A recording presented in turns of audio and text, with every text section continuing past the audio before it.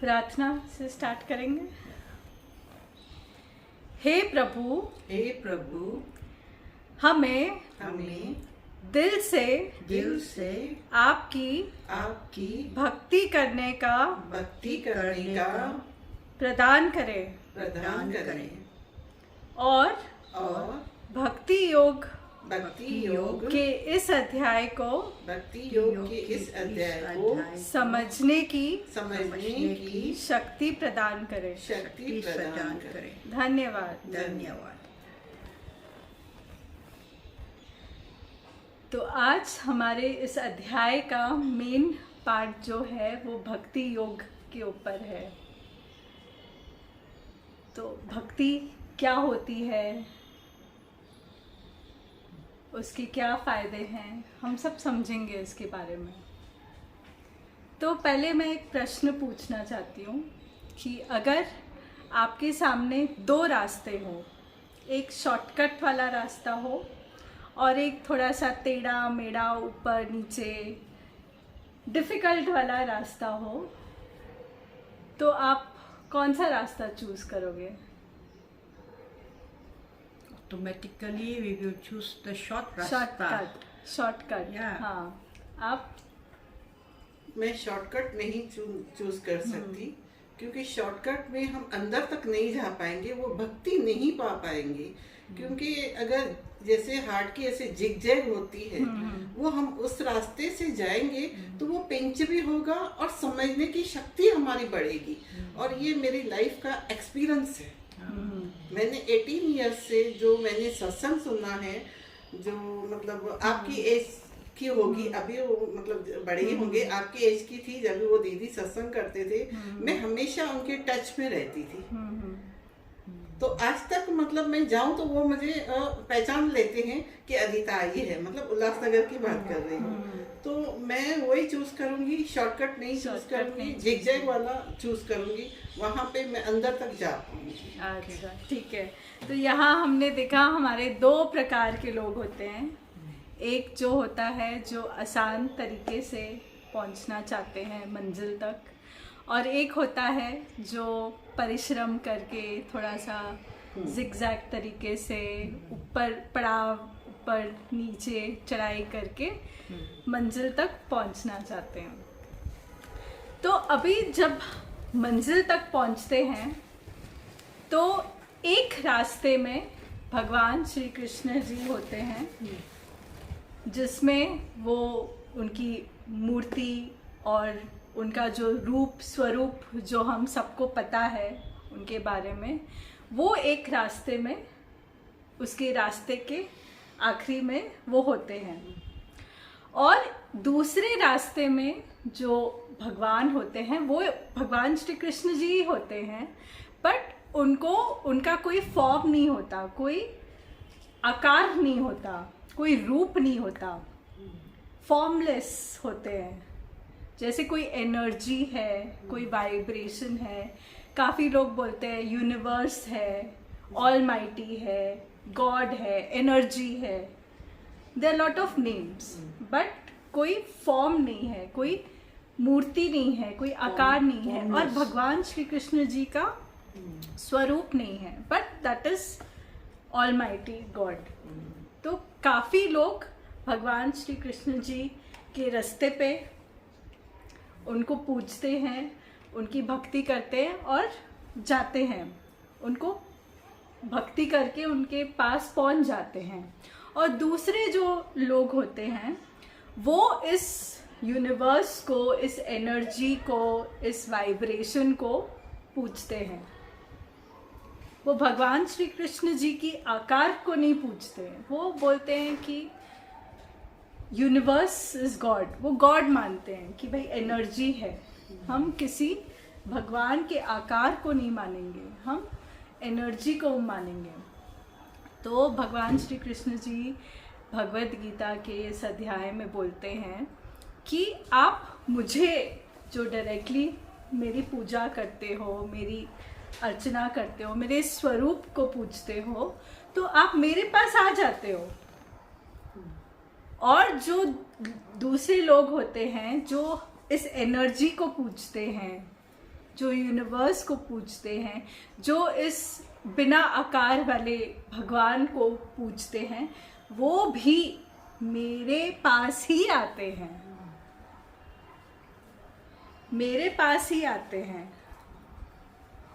तो दोनों तरीके से मेरे पास ही आना है उन्होंने। आप काफ़ी संस्थाएं देखोगे, ऑर्गेनाइजेशंस देखोगे, जो किसी ऐसे बिना आकार वाले भगवान को पूजते हैं, यूनिवर्स को पूजते हैं, एनर्जी को पूजते हैं। उनके लिए कोई आकार या फॉर्म या भगवान का स्वरूप मायने नहीं रखता है। वो बोलते हैं भगवान is the universe, it's the ultimate source, energy है, हमारा हायर सेल्फ है। वो किसी आकार को नहीं मानते हैं, ठीक है। वो अपने तरीके से वो अपनी पूजा अर्चना गॉड को पूजते हैं। तो अभी मैं पूछना चाहूँगी, मैंने आपको 2 रास्ते बताए थे, ठीक है। तो कौन से रास्ते के आखिरी में भगवान श्री कृष्ण जी मिलेंगे, भगवान श्री कृष्ण जी मिलेंगे, और कौन से रास्ते के आखिरी में वो यूनिवर्स जिनको आप पूजते हो, जो एनर्जी है, जो वाइब्रेशंस है, जिनको आप भगवान मानते हो, वो मिलेंगे। सिर्फ मूर्ति को पूजना ही सब कुछ नहीं होता है। मेरा मतलब कहने का मतलब है, यूनिवर्स तो मिरेकल्स तो हमने देखे हैं बहुत सारे, तो मेरे लिए तो वही होगा, मिरेकल्स वाला ही राइट होगा। तो आपके हिसाब से जो आपका रास्ता है, हाँ। जो टेढ़ा मेढ़ा रास्ता, ऊपर नीचे वाला रास्ता, वो यूनिवर्स की तरफ जाता है, वो एनर्जी, वो सोर्स की तरफ जाता है। और आपका वाला रास्ता? We go through a lot of tribulations, right, as a human being. But when we pray, like in earnest, we pray to that one God, right? And like what you say, when you want something, you demand and you ask. Correct, that correct. you want it, you pray Correct. to that God. Right, and right, since right. we Indians have Right. so many gods, Correct. so we pray to each and every one of them, right? Right, right. So we don't really know like who is the one who answered your prayers. Prayers, right, right, You know, right. because they are all actually only one, right. but in different forms. Right, right, right. So, Okay, difficult to Difficult. answer. तो देखो शीतल, अगर मतलब मूर्ति है, अगर हम मंदिर में जाते हैं तो उनके सामने बैठते हैं, तो जब उस मूर्ति में मैं वो भगवान देख सकती हूँ, तो जो बैठे हैं मेरे सामने, इतनी माताएं बैठी हुई हैं, तो वो भी तो मेरे लिए देवियां हो गई ना। यही ट्यूसडे की बात है, 5 चेयर ऐसे लगी हुई थी, बाकी सब हम नीचे बैठे हुए थे। तो वो मुझे ऐसे लग रहा था वो 5 बड़ी एज के थे, हम सबसे बड़े थे, तो ऐसे लग रहा था वो 5 देवियां बैठी है। और हम लोग ने न्यू ईयर की विश किया, तो मैंने 5 देवियों को ऐसे किया, तो उनको इतनी हंसी आ गई। तो मतलब कैसे भगवान को तो हम देख सकते हैं, लेकिन अगर इंसान में भी हम उसी को देखेंगे तो वो तो फिर you see God in everyone. हाँ, everyone, मतलब हर इंसान के अंदर हम वो तो हमने सीखा भी था हाँ। कि 5वें अध्याय में कि भगवान हर एक के अंदर बसते हैं और हर एक के शायद अंदर यही रहते हैं। मतलब जो हमारा सत्संग चालू है वो इम्प्रूव हो रहा है, इम्प्रूव हो रहा है हमारे अंदर में। Right. तो अभी इस सवाल के प्रश्न पे आते हैं। तो भगवत गीता में 12वें अध्याय में भगवान श्री कृष्ण जी क्या बताते हैं? तो वो बोलते हैं मुझ तक पहुंचने का जो एकदम सीधा शॉर्टकट रास्ता जो है, जो मैं बताता हूँ सबको, वो है मेरी भक्ति। मेरे इस स्वरूप को, मेरे को जो, अगर आप मेरे इस रूप को पूछते हो, भक्ति करते हो, आप सीधा वो शॉर्टकट के थ्रू मेरे पास पहुंच जाते हो।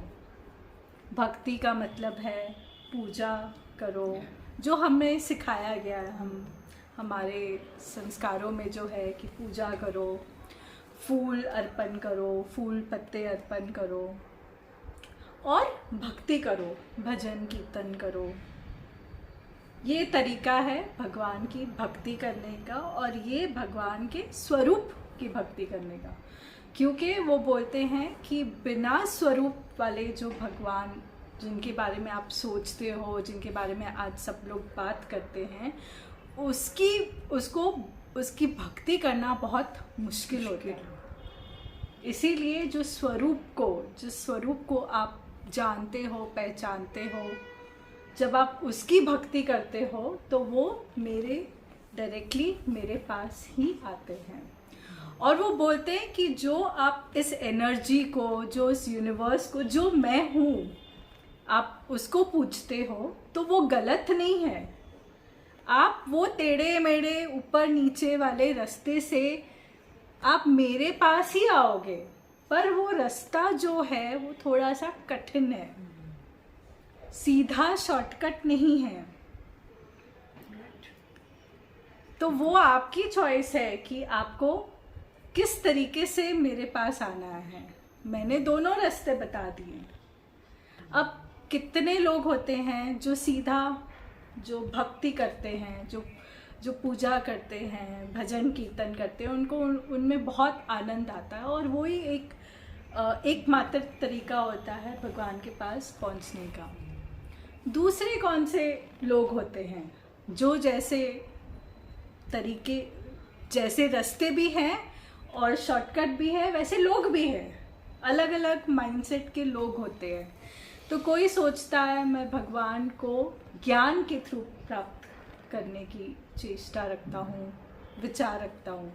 कोई बोलता है कि मैं अपने कर्मों को अर्पण करके, वो मेरा कर्मों को अच्छे से करो और उनके जो भी रिजल्ट्स है आप उनको भगवान के ऊपर अर्पण कर दो, वो मेरी पूजा अर्चना हो गई। ये वो एक तरीका बोलते हैं। और कौन से तरीके हैं कि जो वो बोलते हैं कि तुम मेरे पास आ सकते हो। ये कुछ तरीके हैं ज्ञान के थ्रू दूसरों की सेवा करने का। वो भी एक तरीका होता है भगवान के थ्रू पहुंचने का। वो बोलते हैं कर्म करो, अच्छे कर्म करो। सेवा करना कर्म होता है, उस कर्म के थ्रू मैं, कोई बोलता है कि भगवान के लिए काम करो। Like how they say, before you do any good things, you say Shri Krishna Arpan. Arpan. Right. So, कोई भी आप काम करो, भगवान के लिए काम करो कि भाई जो मैं कर रहा हूँ ये मैं अपने लिए नहीं कर रहा हूँ, ये मैं भगवान के लिए कर रहा हूँ।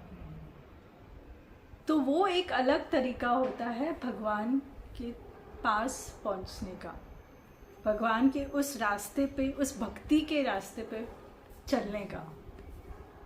तो ये अलग अलग लोगों के अलग अलग सोच होती है, तरीका होता है।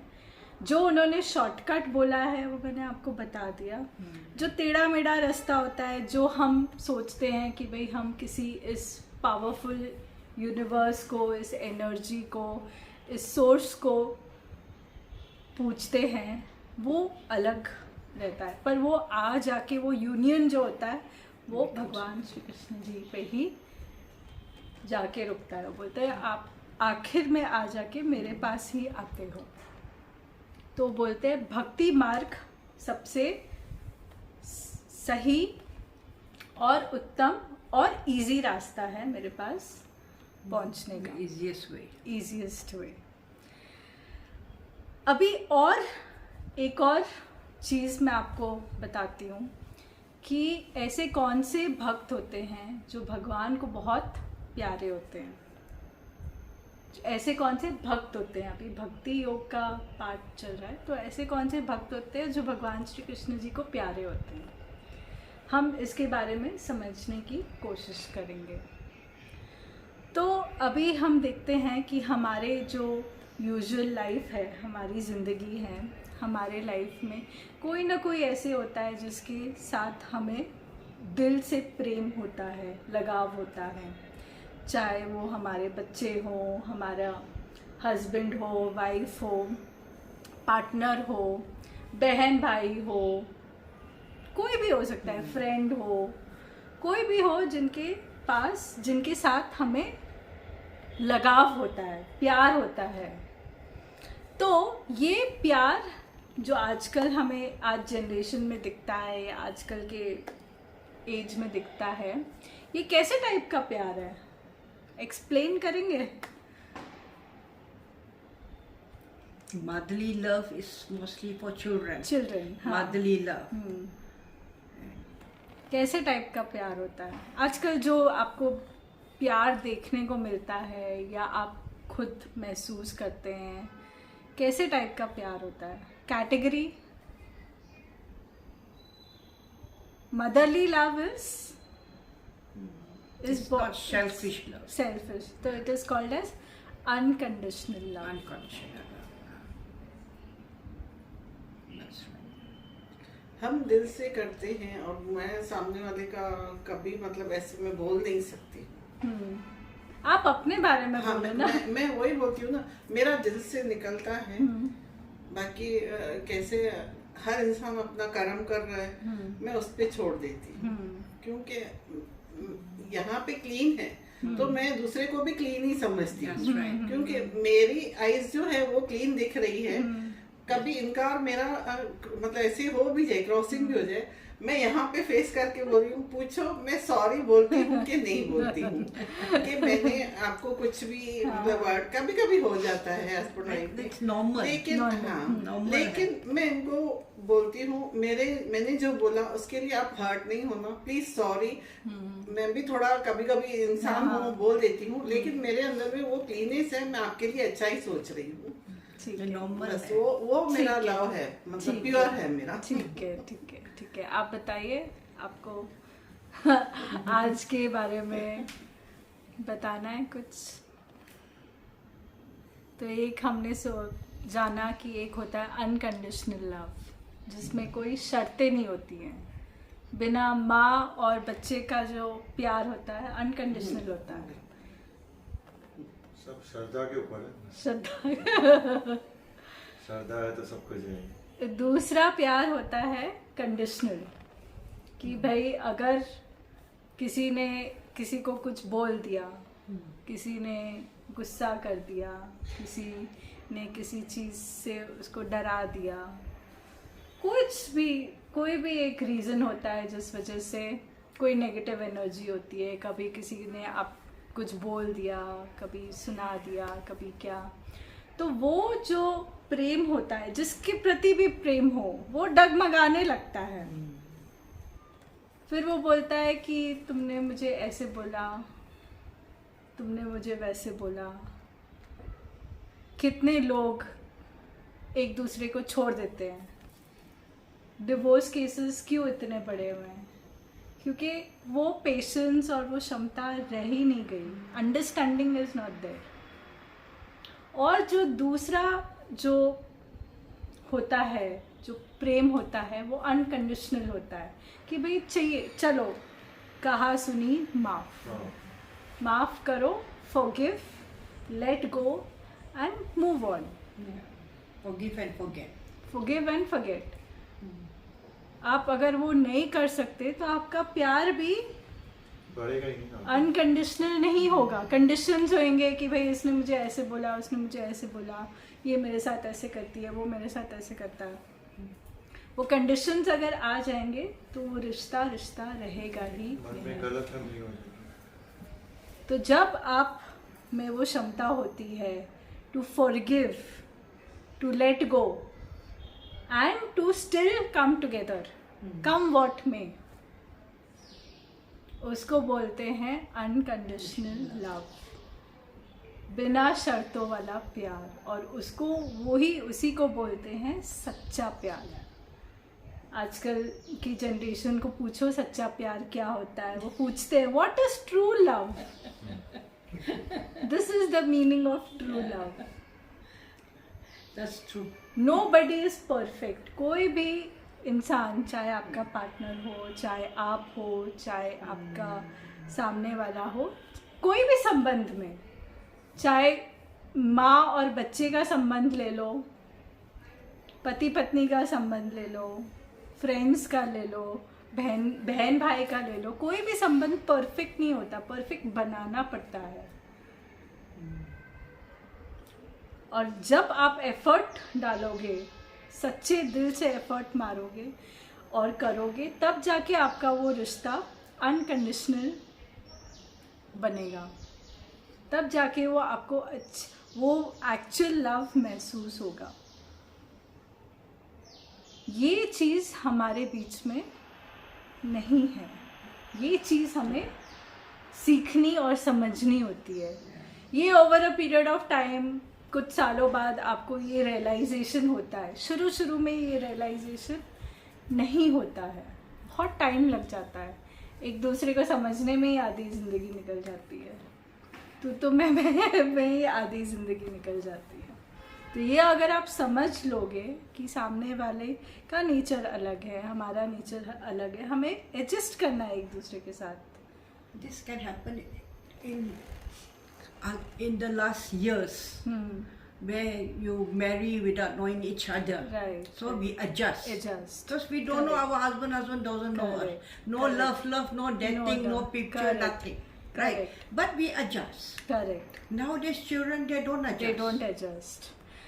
नाउअडेज आजकल क्या ट्रेंड चल रहा है, लिव इन रिलेशनशिप्स Yeah. का। लिव इन रिलेशनशिप, आप रिलेशनशिप में जाने से पहले ही कंडीशंस डाल रहे हो Yeah. कि भाई नहीं वर्कआउट हुआ तो तो ले- तुम तुम्हारे रास्ते, हम हमारे Yes. रास्ते। तो स्टार्टिंग में ही कंडीशंस आ गए। तो ये ट्रू लव कहाँ से हुआ? ट्रू लव का रास्ता ही नहीं है ये।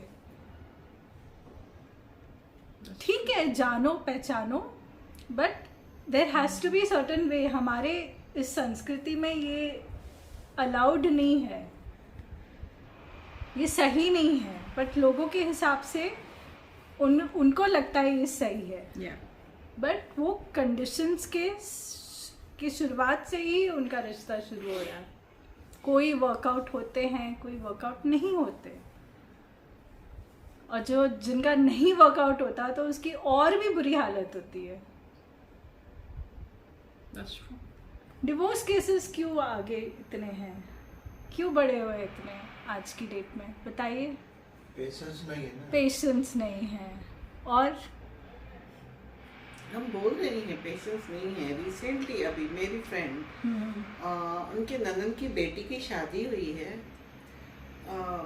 डेस्टिनेशन शादी, इतनी अच्छी, लव मैरिज 3 months में डिवोर्स हो गया। लव मैरिज का क्यों डिवोर्स हो गया? क्यों divorce हो गया, आप क्योंकि बताइए। उन्होंने 2 साल से तो उनका था, हाँ, तो फिर भी क्यों हो रहा? उनका, तो वो लड़की क्या बोलती है, नाइट ड्यूटी करता है हस्बैंड, फुल डे, फिर मैं भी जॉब करती हूँ, इवनिंग में आती हूँ, और फिर मुझे ही सब कुछ लेके आना पड़ता है, सब मुझे बनाना पड़ता है। सिर्फ मदर इन लॉ है तो वो भी मतलब इतना नहीं कर पाती है जो घर, लेकिन बाहर का सब मुझे ही करना पड़ रहा है। तो मेरे हस्बैंड तो बस रात में जाते हैं, सुबह में आते हैं, पूरा दिन सो के फिर शाम को चले जाते हैं। But it's not that they didn't know. हाँ, they It's didn't know. not that they didn't know. हाँ. They knew. Right, They knew that jobs. They knew everything, yeah. but still. तो क्या लव मैरिज थी? हाँ, love marriage थी। तो love था उसमें फिर? नहीं। जब 3 महीने में अलग हो गए तो क्या उस लड़की ने, क्या उस लड़के ने एक्चुअली में एडजस्ट किया एक दूसरे के साथ? तो मैं वही पूछ रही हूँ कि वो लव मैरिज कैसे हो गई? तो कैसे हो गई? नहीं हुई। और रीजंस क्या है डिवोर्स होने के? काफी कुछ अपनी फैमिलीज की वजह से, फैमिलीज की वजह से होता है। इतना लोगों में शुरू में ही किधर किधर माँ बाप भी जिम्मेदार होते हैं। Yeah. कोई कोई Yes, केसेस yes, में, yeah. मैं हमेशा नहीं बोलती हूँ, कोई कोई केसेस में पेरेंट्स भी रिस्पॉन्सिबल Yes, होते yes. हैं। They meddle into the children's affairs. हाँ, वो पहले ही कंडीशंस डाल देते हैं कि अच्छा हमें घर जमाई चाहिए, Yeah. इधर रहेगा, ऐसे करेगा, वैसे करेगा, हमारी लड़की उधर नहीं जाएगी। वहाँ से भी कंडीशंस होते हैं कि भाई उसका इतना इनकम होना चाहिए, उसकी इतनी गाड़ी होनी चाहिए, अभी ये ये चालू हो चाहिए, गया। वो अभी चाहिए। ये चालू है, अभी रिसेंटली की है। लड़की बोलती है लड़के की 6 lakhs उसकी सैलरी होनी चाहिए, उसमें से 3 lakhs मुझे देगा। हाँ, वो जो ये रिश्ते करते हैं ना, उसको वो 20,000 देकर आई वो लड़की। बोलती है मुझे ऐसा लड़का दे कि उसकी 6 lakhs, अबाउट 6 to 10 lakhs उसकी सैलरी होनी salary चाहिए। होनी चाहिए। तो 1 मंथ तक उसने 20,000 वो उसको दे दिया था, जो रिश्ते क्या बोलते हैं उसको, मैरिज हाँ मैरिज ब्यूरो। तो 2 महीने तक वो लड़की वो लेडी के पास चक्कर लगाती रही। वो लेडी ने क्या किया, उसको बोला ये अपने 20,000 खुद ही जाके ये रियली बात है। अभी हमारे साथ लोनावाला चली थी वो लेडी, ये जो मैरिज ब्यूरो में काम करती है, बोलती अदिता मैंने रियली में उसको 20,000 लड़की को वापस दे दी है। मैंने बोला मुझे ऐसा लड़का नहीं मिला। ये ऐसे कंडीशंस थोपते हैं, conditions। लड़की है लड़के दोनों आपस में आज के डेट में कंडीशंस थोपते हैं कि ऐसे होगा तो ऐसा करेगा तो मैं ऐसे करूंगी, ऐसा करेगा वैसे करूंगी। एडजस्ट नाम की चीज शुरू मतलब से जैसे है को ही तैसा करना है, मतलब झुकना नहीं है, जैसे को तैसा। तो फिर ऐसे शादी अगर हो भी गई तो फिर आपको क्या लगता है जिसका फाउंडेशन, जिसकी शुरुआत ही कंडीशंस के ऊपर होती है, वो आगे जाके कैसे होगा? won't last long. कैसे होगा? ठीक है, बेसिक कंडीशंस जो है आपके खाने पीने के, हर एक के थोड़े थोड़े नॉन एडजस्टिंग कंडीशंस होते हैं, वो नॉन एडजस्टिंग कंडीशंस होते हैं। वो थोड़ा बहुत आप समझ के लो कि भाई ठीक है ये चीज़ किसी को नॉनवेज खाना पसंद है, किसी को नहीं पसंद है, बेसिक चीज़ें हैं जिसके बेस पे ही आप नहीं कर सकते, चेंज नहीं कर सकते कि क्या ये अंडरस्टूड है, ये चीज़ें अंडरस्टूड है। बट बाकी मॉनेटरी वाइज अगर आप वो कंडीशंस थोपते हो एक दूसरे के ऊपर पहले से ही, तो वो रिश्ता कहाँ तक जाएगा? वो माँ बाप की भी गलती होती है उसमें, पेरेंट्स की भी अपब्रिंगिंग की गलती होती है उसमें, कि भाई वो अपने बच्चों को उतनी फ्रीडम दे रहे हैं। अब वो अपने पॉइंट ऑफ व्यू से देखते हैं, दूसरा अपने पॉइंट ऑफ व्यू से देखता है, उसको लगता है मैं सही हूँ, उसको लगता है मैं सही हूँ, पिस जाते हैं। एक्चुअली में मेरे भी रिश्ते हैं जिसमें बताते हैं कि हमारी लड़की भी जिद्दी है, वो भी नहीं मान रही है। मतलब पेरेंट्स को अपनी बेटी का भी नेगेटिव थॉट्स पता है, लेकिन वो कुछ कर नहीं सकते हैं। तो उसमें भी लड़की का मतलब आजकल की जनरेशन का ही दोष हो गया ना। इसमें पेरेंट्स बहुत इम्पोर्टेंट रोल प्ले करते हैं कि आप पेरेंट्स को अपने बच्चों को समझाना चाहिए कि आज की डेट में अच्छा लड़का या लड़की मिलना, you have to adjust to few things here and there. थोड़ी सी चीज़ें आपको अब वो करनी पड़ेंगी, अनदेखा करनी पड़ेंगी। आप स्टार्टिंग से ही थोड़ा बहुत एडजस्ट करो, बाकी सब अपने आप हो जाता है। थोड़े से संस्कार माँ बाप को अपने बच्चों में डालने चाहिए। उनको उनका काम है कि उनको सही रास्ता दिखाना। अगर वो ही खुद शुरू हो जाएंगे कंडीशंस के उस दौड़ में, तो फिर बच्चे कहाँ जाएंगे? अभी एक ऐसी स्टोरी होती है कि शादीशुदा जो मैरिड लड़का लड़की होते हैं, कहा सुनी हो जाती है। किस रिश्ते में कहा सुनी नहीं होती है, झगड़ा हो जाता है, एक छोटी सी बात का बहुत बड़ा इशू हो जाता है, और वो लड़की बोलती है कि मैं तो आपके साथ नहीं रहूँगी, मैं तो चली अपने मायके। तो वो फ़ोन करती है अपनी मम्मी को कि मम्मी मेरा तो इनके साथ झगड़ा हो गया है, मैं आ रही हूँ घर पे। तो मम्मी बोलती है फ़ोन रख, यहाँ पे जगह नहीं है तेरे लिए, देखो जो करने का है तो अपने ससुराल में कर, यहाँ पे there is no room for you, अपने आप एडजस्ट कर, जो करने का है। अगर आग लगी है आग बुझा, वो तेरा काम है, हम कुछ नहीं करने वाले। और फिर वो ठंडी पड़ जाती है। फिर धीरे धीरे उसको रियलाइज होता है कि भाई मुझे ही अंडरस्टैंड करना पड़ेगा, समझ के लेना पड़ेगा। और फिर वो अपने हस्बैंड के लिए अच्छा खाना बनाती है, शाम को जब वो आता है प्यार से बात करती है, और उनका रिश्ता एकदम से नॉर्मल हो जाता है। इसमें माँ बाप का भी रोल बहुत बड़ा होता है, क्योंकि उन्होंने भी देखा है कि मेरी जो दूसरी लड़की है उसको मैंने हाँ कर दिया कि तू आ, अपना पति का घर छोड़ के, और वो मेरे पल्ले पड़ी हुई है, और उसकी क्या कंडीशन है, वो कैसे वो डिवोर्स के थ्रू, आसान नहीं है डिवोर्स करना। आजकल बच्चों के मुंह पे आता है कि चलो डिवोर्स कर लेते हैं। कितना वो मेंटल स्ट्रेस और एनर्जी जाती है, फाइनेंशियल कितना जाता है, वो माँ बाप को ही पता होता है। वो बोलते तू अपने घर पे बैठ, इधर आने की ज़रूरत नहीं है। सो माँ बाप को भी ये सब चीज़ें समझनी चाहिए। ठीक है, बच्चे हैं, कहा सुनी होती है, ये होता है वो होता है, बट आग लगाने का, तेल डालने का काम, घी डालने का काम माँ बाप को नहीं करना चाहिए। उनको देखना चाहिए कि भाई क्या ऐसे हम करें कि भाई उनका घर गृहस्थी में आग ना लगे, वो घी डालने का काम ना करें। क्योंकि वो बच्चे वैसे हैं, एग्रेसिव रहते हैं, यंग एज में एग्रेशन रहती है, कहा सुनी हो जाती है, छोटी सी बात का इधर उधर हो जाता है, बात का पतंगड़ बन जाता है। तो माँ बाप को थोड़ा सा संभल के लेना चाहिए इन सब चीज़ों को। तो parents play a very important role. उनको सही रास्ता अपने बच्चों को दिखाना उनका काम है, उनका धर्म है। ये नहीं कि उनकी गलतियों पे उनका साथ देना।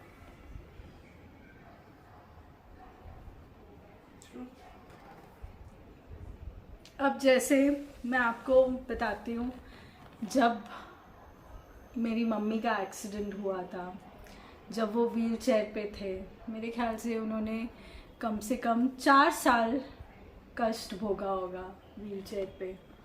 तब मेरे पापा ने मेरी मम्मी का एकदम साथ दिया, और बिल्कुल भी उन्हें महसूस नहीं होने दिया कि भाई ये कष्ट है तो हम इकट्ठे इस सफ़र से गुजरेंगे। हालांकि दुख तो जिसको हो रहा है वो तो हो रहा है, पर उनके पार्टनर को भी होता है दुख।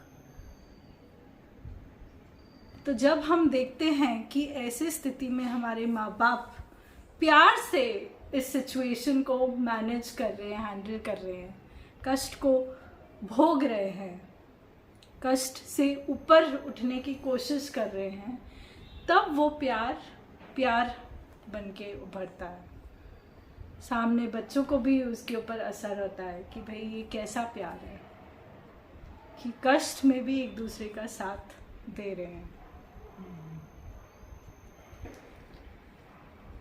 ऐसे ही एक कहानी होती है, एक लड़का एक्सीडेंट में अपाहिज हो जाता है, उसकी बीवी होती है, छोटा बच्चा होता है, तो बड़ा कष्ट होता है उसको, वो व्हील चेयर पे होता है। तो वो अपनी बीवी को बोलता है कि तू मुझे छोड़ दे, अभी बहुत यंग है, छोटा बच्चा है, तू मुझे छोड़ दे, तू जा यहाँ से, डिवोर्स ले लेते हैं, मैं तेरे को इस कष्ट में नहीं खींचना चाहता, ये मेरी जर्नी है, मैं कैसे तैसे मैं मैनेज कर लूँगा, तू जा यहाँ से। और फिर उसकी वाइफ बोलती है नहीं, मैं आपके साथ रहूँगी, चाहे कुछ भी हो जाए, कम वॉट में, I will always be with you.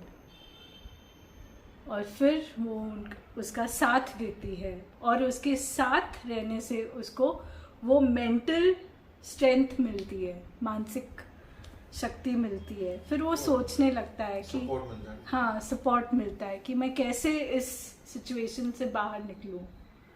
फिर वो कोशिश करता है कि कहाँ जाए, क्या करे, क्या तरीका अपनाए, किधर कोई जगह होगी जहाँ से वो ठीक हो सकता है, कैसे ठीक हो सकता है, वो तरीके ढूंढता है, पॉजिटिव तरीके ढूंढने लगता है कि भाई यहाँ मेरी एक पिलर ऑफ स्ट्रेंथ, उसने मेरे पे विश्वास रखा है, क्या मैं अपने पे विश्वास नहीं रख सकता। और फिर धीरे धीरे करते करते करते वो अपने पैरों पे खड़ा हो जाता है, और उसकी ज़िंदगी पूरी बदल जाती है। ना कि पैरों पे खड़ा होता है, उसे बहुत सारा यश और सक्सेस भी मिलता है। कहाँ अगर वो उसको उस रास्ते पे छोड़ के चली जाती तो उसकी ज़िंदगी कुछ और होती और इसकी ज़िंदगी कुछ और होती। तो ये होता है ट्रू लव। अब एक और होता है, क्या आप अपने आप से प्यार करते हैं? We should, but we don't. जब आप एकदम दुखी होते हो कोई भी कारण से, you are not happy, you are sad, कोई भी रीजंस है, क्या है, तो आप क्या करते हो?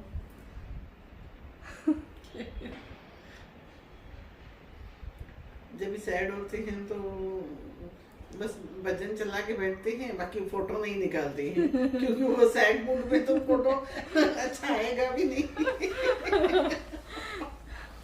तो एक टाइम ऐसे ही मेरे मन में आया, मैं भी ऐसी दुखी थी, दुखी मतलब ऐसे ही, मतलब बिना कारण उदास थी, कुछ कोई रीज़न नहीं होता अपने। कोई एक पिक्चर देख ली, कोई एक सीन देख लिया, बंदा खुश हो जाता है, उदास हो जाता है।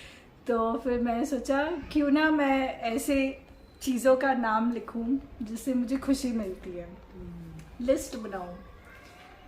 तो मैंने लिस्ट बनानी शुरू करी कि मुझे किन किन चीज़ों से खुशी मिलती है। जैसे मुझे घूमने से खुशी मिलती है, मुझे अपने किसी फ्रेंड से बात करने में खुशी मिलती है, शॉपिंग करने से कभी कभी खुशी मिलती है, कभी कोई भी रीजंस हो सकता है कि माइंड चेंज करने का, चलो मुझे ये पर्टिकुलर चीज़ खानी है, उससे मुझे खुशी मिलती है। तो आप एक लिस्ट बनाने लगते हो कि किन किन चीज़ों से आपको खुशी मिलती है।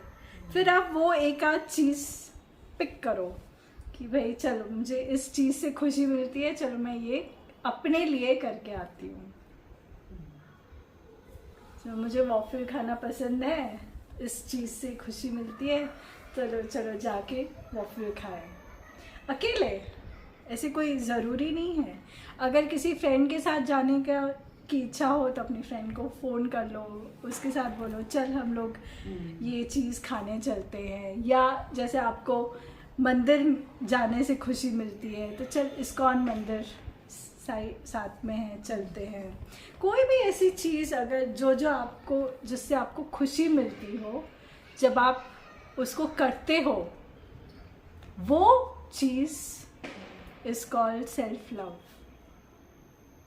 और वो करनी चाहिए, करते रहनी चाहिए। तो दूसरों से प्यार के बारे में तो मैंने आपको बताया कितनी अप्स एंड डाउन्स और प्रॉब्लम्स होती है। खुद से तो प्यार आप कर ही सकते हो, खुद से तो प्यार कर ही सकते हो। Not easy, but not easy.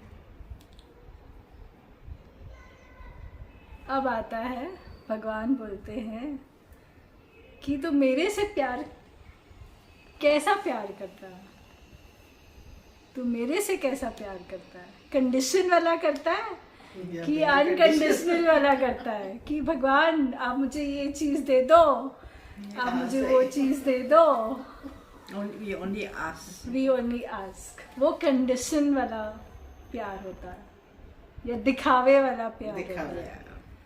और जो उनके एक्चुअली में जो उनसे प्यार करते हैं, जो अनकंडीशनल प्यार करते हैं कि भगवान आप जैसा भी मुझे रखोगे, चाहे मैं खुश हूँ, दुखी हूँ, जो भी हूँ, मैं आपका हूँ।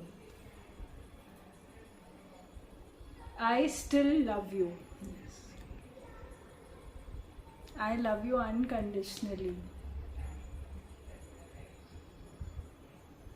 वो होता है सही प्यार, वो होती है भक्ति योग कि भगवान आप मुझे कैसे भी रखो, सुखी में आपको याद रखूं, दुखी में तो याद रखूं ही रखूं, सुखी में याद ज़रूर रखूं आपको। तो वो प्यार भगवान को जब आप करते हो तो वो होता है अनकंडीशनल लव, बिना किसी शर्तों वाला प्यार। अब एक बारी लक्ष्मी माता बोलती है विष्णु जी से कि हे प्रभु, आपके भक्त को इतनी कष्ट क्यों सहने पड़ते हैं? मतलब आपके भक्त इतने आपसे प्रेम करते हैं, इतनी भक्ति करते हैं, फिर उनको कष्ट क्यों सहने पड़ते हैं? बोलता है कष्ट नहीं दूंगा, चैलेंजेस नहीं दूंगा तो ज़िंदगी कैसे जिएंगे? ऊपर नीचे नहीं होगा तो वो ज़िंदगी बिना चैलेंजेस की क्या ज़िंदगी होएगी? वो तो फिर होता है ना, हार्ट हमारा ऊपर नीचे ग्राफ ऐसे होता है ना, ऐसे सीधा हो तो इसका मतलब यू आर डेड। चैलेंजेस इसलिए देते हैं ताकि वो टेस्ट देते हैं अपने भक्तों को, वो टेस्ट करने की को। अगर आपके जीवन में तकलीफ हो रही है, कुछ भी कारण से अगर आप तकलीफ हो रही है, तो आप उसको समझो कि भगवान ने ये टेस्ट दिया है मुझे, कि भाई ये टेस्ट में मुझे पास होना है, मुझे ये चैलेंज ओवरकम करना है। ये थॉट प्रोसेस होना चाहिए, ना कि वो थॉट प्रोसेस होना चाहिए वाई मी गॉड, कि आपने मुझे ये कष्ट आपने मुझे ही क्यों दिया? मैं तो तेरा भक्त हूँ। मैंने इसलिए तो आपको फर्स्ट क्वेश्चन मेरा आज जैसे शॉर्टकट और जिगजैग वाला पूछा। जिगजैग में हमारे आंखों से पर्दे निकलते जाते हैं, हमारा मन का विवेक है ना, वो झांकते जाते हैं और वो अंदर से वो पर्दे हटते जाते हैं। जब वो पर्दे हटते जाते हैं ना, तो वो भक्ति इतनी सच्ची लगने लगती है कि ऐसे लगता है इसमें भी भगवान है, इसमें भी भगवान है। तो वो पर्दे हटाते गए हैं ना, तो तभी मुझे अभी वो भक्ति से ज्यादा प्यार हो गया। तो इसलिए वो बोलते हैं कि कष्टों में तो ये मत समझ कि क्यों कष्ट मिले, ये पूछ मुझे कि मैं इन कष्टों से कैसे उभरूं, मैं इन कष्टों से बाहर कैसे आऊं, मुझे कोई तरीका बताओ कि मैं कैसे इस प्रॉब्लम से निकलूं। वो सही तरीका होता है भक्ति का। उसी में भगवान को समझ में आता है कि मेरा भक्त कितने पानी में है, कितना मेरे से प्रेम करता है। इसीलिए वो बोलते हैं लक्ष्मी माता को कि इसीलिए मैं टेस्ट के ऊपर टेस्ट देता रहता हूँ। मैंने बहुत सारे टेस्ट दिए हैं जब से शादी की है। इनकी सिस्टर एक्सपायर हो गई, दोनों की शादी साथ में हुई थी, इनकी सिस्टर की और हमारी। 1.5 ईयर में वो लड़के मतलब बेटा हुआ और एक डिजीज दूसरी डिजीज, डिलीवरी भी कुछ भी नहीं, नॉर्मल डिलीवरी हुई है और एज भी इक्वल थी हम दोनों की और दोनों दिखने में भी सेम थे, मेरी ननंद और मैं ऐसे लुक वाइज। और घूमने भी सब साथ में जाते थे, हनीमून सब साथ में हुआ, सब 1.5 साल में जितना घूमा उनके साथ ही घूमी मैं। तो मतलब एक्सपायर हो गई 1.5 ईयर में। मतलब ऐसे 1 बाय 1 ऐसे कष्ट आते गए ना, तो मुझे ऐसे लग रहा था जैसे भगवान मुझे अपने पास खींच रहा है। न जाने क्यों ऐसे वाइब्रेशन ऐसे क्यों आते हैं कि मैं तुझे अपने पास मतलब ऐसे बुलाना। नहीं तो मैं इतना वो नहीं थी पहले, लेकिन धीरे धीरे मैं ज्यादा ही होती। जब कष्ट आता है तो जो भगवान के भक्त होते हैं वो बोलते हैं भगवान मुझे ये क्यों कष्ट क्यों मिला, मैं तो तेरा भक्त हूँ, क्यों किया आपने ऐसे, क्यों कष्ट भेजे। और भगवान बोलता है कि कष्ट जो भेजे है वो तुझे सिखाने के लिए ही भेजा है कि तू इससे उभर। क्योंकि कष्ट देना वो उनके हाथ में नहीं है, बट कष्ट से कैसे निकलना वो रास्ता देना भगवान के पास से। This kashf, is it not part of our karma? Yeah, it is a part of our karma. वो जो इसलिए कष्ट हमें सामने आया वो हमारे कर्मों की वजह से होता है। कर्मों की वजह से होता है। और वो निकल रही हैं उस मतलब हार्ड वर्क से निकल रही हैं, जो हमारे पास कष्ट आ रहा है तो वो भी तो उसकी कृपा की वजह से ही हम लोग तो निकलते कृपा हैं। की वजह से आप उन पे विश्वास रखोगे तब तो वो आपको गाइड करेंगे ना कि कैसे निकलना है इस कष्ट से। Right. कष्ट का आना जाना तो वो नहीं रोक सकते, बट वो कैसे उस कष्ट में से निकलना है, उसका रास्ता कैसे दिखाना है, वो तो वो दे बताते हैं। बस उसको वो उन्हें समझना है, उन पे विश्वास रखना है। वो टाइम पे हम लोग बोलते हैं भगवान आपने हमारे साथ ऐसे क्यों किया, और फिर वहीं के वही वो आस्था, वो विश्वास सब खत्म हो सब faith जाता है। खत्म हो जाता है। और वही टाइम होता है आस्था और विश्वास रखने का। रखने का। Right. But it's Right. not easy. It is not easy, Easy. It is easier said than Then done. done. Yeah. It is not easy. जब ऐसे कुछ होता है बड़ों बड़ों के विश्वास Yes. डोलने मोलने रखते हैं, हाँ। नहीं होता है। बोलना बहुत आसान है, करना बहुत Very मुश्किल है। Right. कैसे कैसे कष्ट होते हैं लोगों को वो ही जानते हैं। बोलते हैं तुम बोल आसानी से सकते हो, बट जिसके ऊपर बीतती है बहुत मुश्किल है। बट अगर वो उस नेगेटिव चीज़ को पॉजिटिव तरीके से ले और भगवान से प्रार्थना करें कि भाई भगवान अभी तू ही रास्ता दिखाओ, कष्ट आया है अब आप ही रास्ता दिखाओ।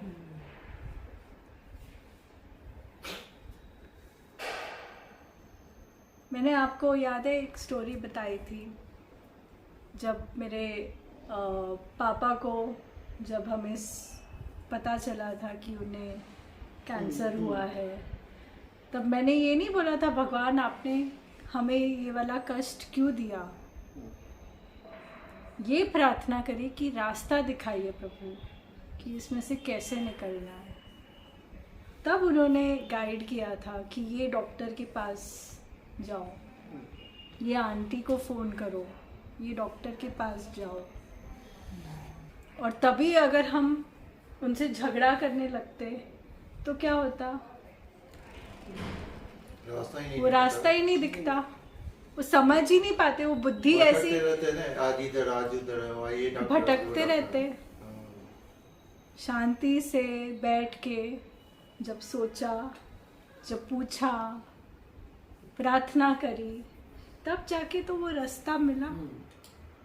किसके थ्रू निकल जाता है रास्ता? रास्ता निकल गया। तो कष्ट देने वाला भी वो है और कष्ट से निकालने वाला भी वो है। बस वो आस्था देखता है हमारी, हमारा विश्वास देखता है। It is very difficult, it is very difficult. इसलिए बोलते हैं भक्ति करते रहो, विश्वास रखो, भक्ति करो। जो शॉर्टकट मैंने बताया है वो मेरे पास डायरेक्टली वो शॉर्टकट आता है, वो भक्ति का रास्ता है। मेरे पे विश्वास रखो और भक्ति करो और मेरे पास पहुंच जाओगे। और बिना शर्तों वाला प्यार करो। वो प्यार तभी होगा जब आप पूरा उन पे विश्वास रखोगे कि वो जो करेंगे सही करेंगे। हमारे कष्टों से निकलने का हमें रास्ता बताओ, सही रास्ता दिखाएंगे तो वो कष्ट भी निकल जाएंगे।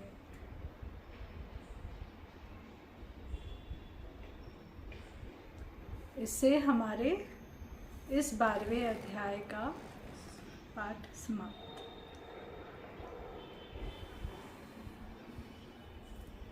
जय श्री कृष्ण। Shri Krishna.